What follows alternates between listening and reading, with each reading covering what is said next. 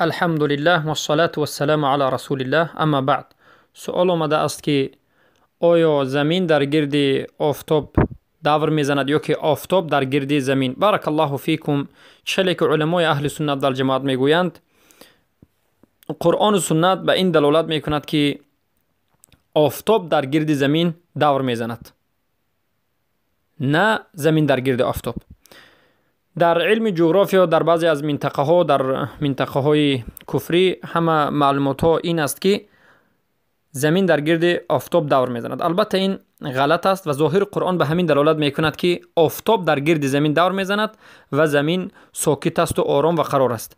چخیلی که الله سبحانه و تعالی در سوره کهف بیان میکند و میگوید و ترى الشمس اذا طلعت تزاور عن كهفهم ذات اليمين و اذا غربت تقرضهم ذات الشمال.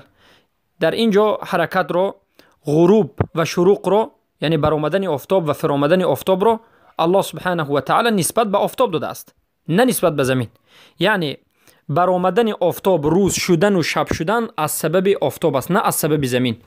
چخیلی که جغرافی که غلط آموزانده شده است یا که عقیده غلط این است که بگویند روز شدن و شب شدن نسبت به زمین است، زمین دور میزند به خاطر همین روز و شب می شود.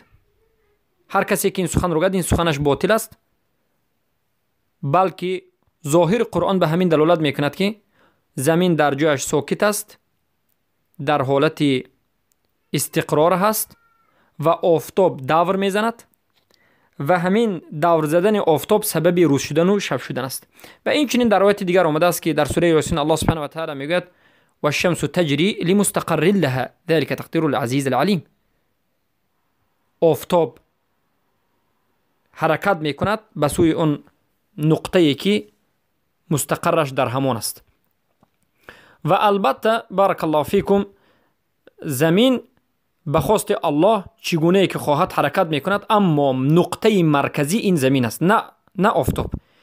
امروز همه طرف غرب اعلان میکنند که نقطه اساسی آفتاب است و تمام آفتاب و البته نقطه اساسی را آفتاب میگویند و زمین و ماهتاب و ستاره ها را میگویند که در گرد آفتاب دور میزند. این عقیده غلط است، بلکه نقطه اساسی زمین است و در گرد زمین آفتاب و ماهتاب دور میزند.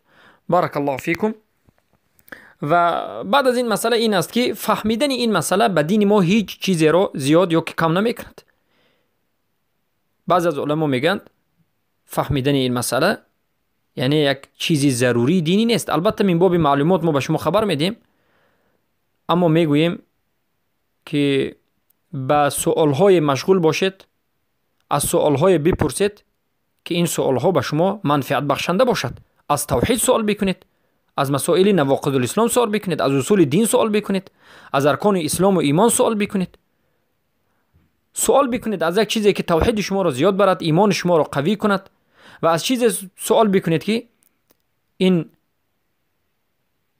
نابود کننده های اسلام باشد یا که یگان گناه باشد که با خبر باشد و از این گناه دست کشید. بارک الله.